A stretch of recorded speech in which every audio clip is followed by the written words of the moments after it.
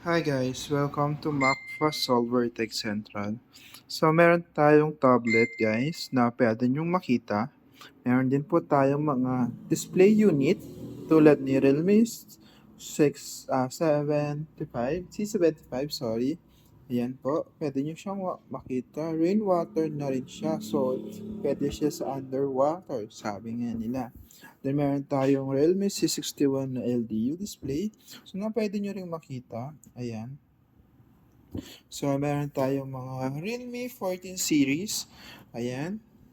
Sa mga gusto mag-avail or makakita ng Realme 14 series, ayan siya. Yan yung pinakabago. And then itong si Realme 14 Pro Plus. Available din po yan sa MacFast Solver Tech Central.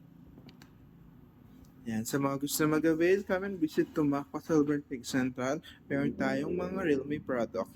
Available din po sila sa installment, home credit, Skyro, and Akulako.